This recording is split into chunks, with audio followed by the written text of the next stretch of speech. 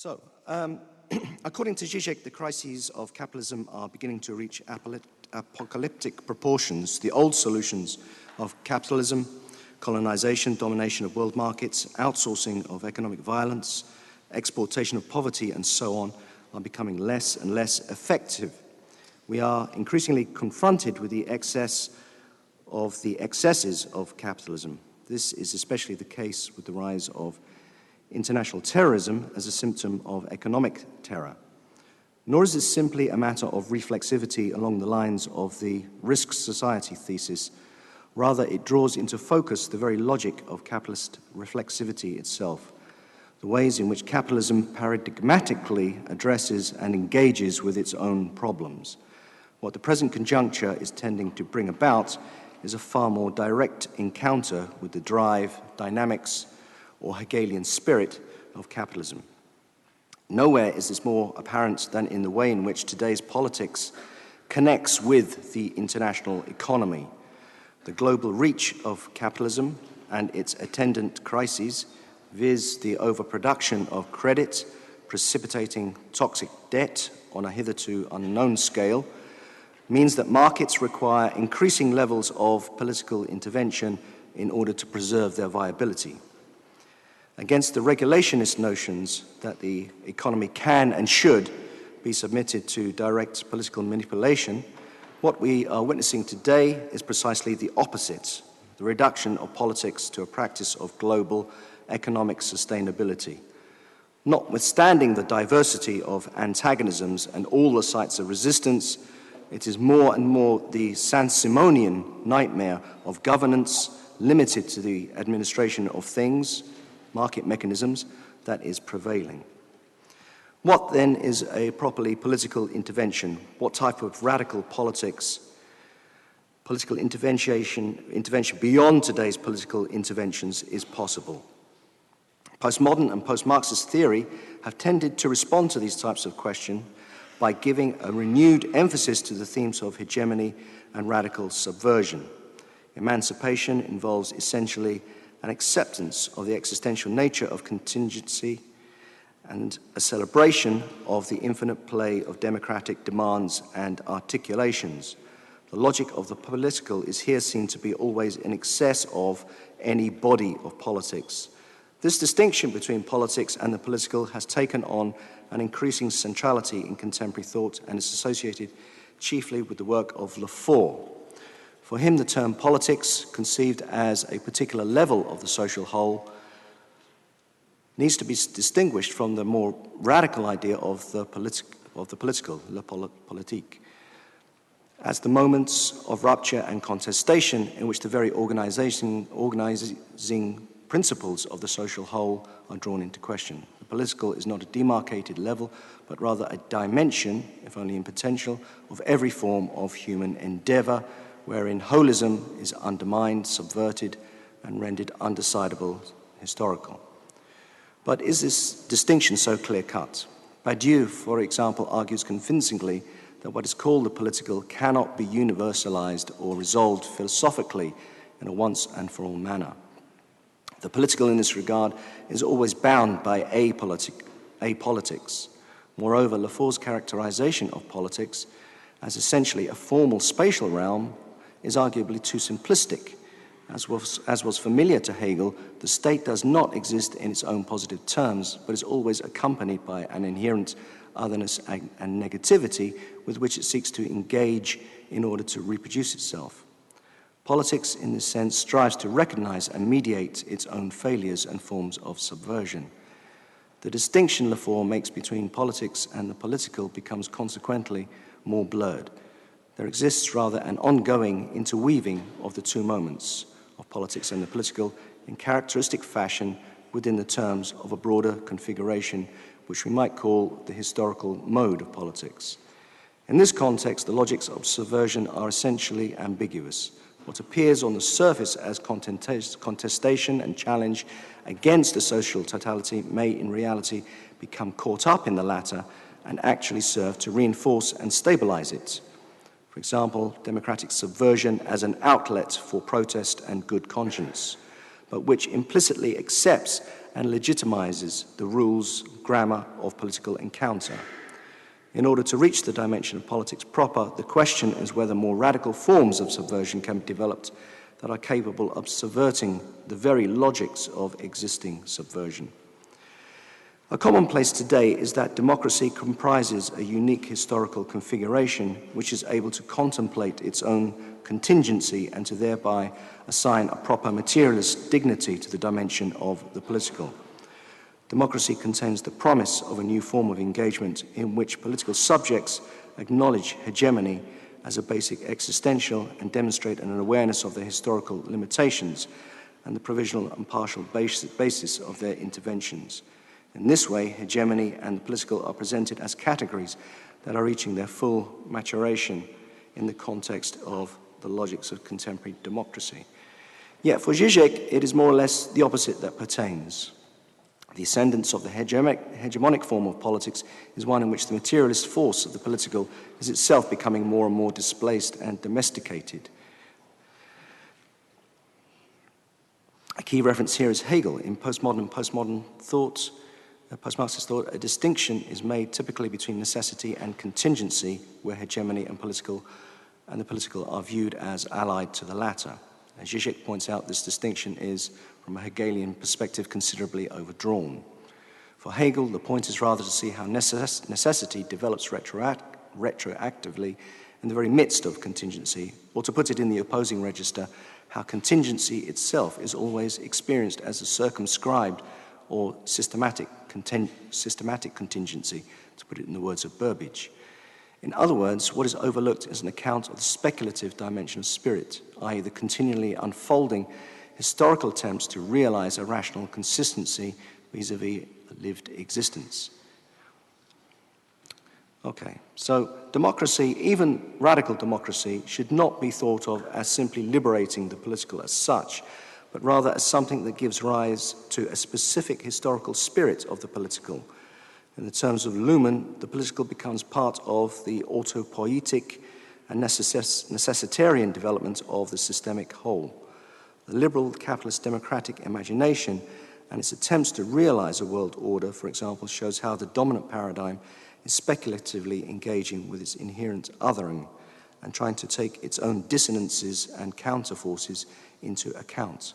Thus, the contingent antagonisms of terrorism, civilization clashes, and so on are presented as the ongoing birth pangs in the inevitable development of a global system. It is precisely this necessity that is reflected in George Bush's view, we all remember him, that freedom and democracy are God's gift to humanity, the dispensing of which, of course, falls to America as God's ultimate witness. It is against this background that we should reintroduce the notion of totality. Totalities emerge retroactively precisely when their own subversions come to be naturalized and when there is implicit acceptance as to the ways in which the gaps and inconsistencies should be addressed and resolved. A totality draws its strength not so much from the positive articulation of its elements, but rather from its capacity to harness and direct its own failures. In this way, subversion itself becomes drawn into a totality's dynamic and starts to function as a disavowed technique in its economy of necessity. Following Hegel, the question of necessity is not so much whether it exists, but rather how it is produced in concrete terms. Okay. Hegel's thought perhaps reaches a limit, though. That is to say, what is overlooked is the way in which the production of necessity, world spirit, ceases to be a means to an end, but becomes an end in itself, an economy of avoiding full disclosure in order to sustain the economy as such. The name which psychoanalysis gives to this economy is, of course, drive, in which the pulsional energies circulate and result from a central void in the order of being. The byproduct here is the elusive and constantly recycled jouissance. In drive, what is enjoyed is the void as object A. In other words, the object of drive, its true aim as opposed to contingent goals, realization of political ambitions and so on, is the continuation of itself. The transcendental real character of drive, jouissance, renders it indifferent to all finitude and lays at the base of the endemic human capacity for counter-rationalist activity up to and including self-destruction. An important distinction is made here between the object and the object cause of desire. This can be illustrated in the context of today's charity-driven approach to global ethics. The object of desire is essentially the liberal model of society, e.g. Rorty's liberal utopia, where suffering is alleviated and individual opportunity maximized. The object cause of desire, however, operates more at the level of an organicist conception of civilization, i.e. the elevated and inaccessible sense of a Western us that would give a global society its paradigmatic, libidinally invested form. This phantasmatic economy is sutured at the level of gaze. A basic scheme in many charities is that of adoption. Adopt a child, an orphan, or a granny. In return for donations, regular feedback is provided from the beneficiaries, progress reports, photographs, letters, and so on. So effectively what we have is a reification of how the other perceives us, the donators, as elevated benefactors. The suture is effected in this way of staging the gaze of the other in such a way that our own gaze is returned to us. As one charity puts it, you get to see and feel the difference your support makes through the eyes of your sponsored child and their regular letters and photographs. It's a direct quotation. Thus, what is suturing is the very fantasy about the other's fantasy. It is here that our special stuff, the X or extra factor, that is projected into the gaze of the other is found and made palpable. So again, there exists no simple division between interior objectivity and exterior otherness. By zooming out, as it were, what we see is a speculative totality that attempts to traverse this division and to articulate both sides as inherent spectral dimensions within itself. A crucial contribution of psychoanalysis has been to show how such a totality is retroactively given foundation through the mechanism of suture, that is to say, a reflexive fantasy that frames the way the other sees us. Okay, so democracy and ideology. Traditional liberalism was committed to a rationalistic free market orthodoxy in whose name it was prepared to undertake extreme and highly authoritarian measures, colonization. With today's postmodern liberal democracy, however, the emphasis is far more on recognizing difference and otherness. On this basis, neoliberal organizations such as the Adam Smith and Cato Institutes, among others, are wide of the mark in denouncing initiatives such as fair trade, drop the debt, eco-radicalism, and so on, for disturbing the normal running of the free market.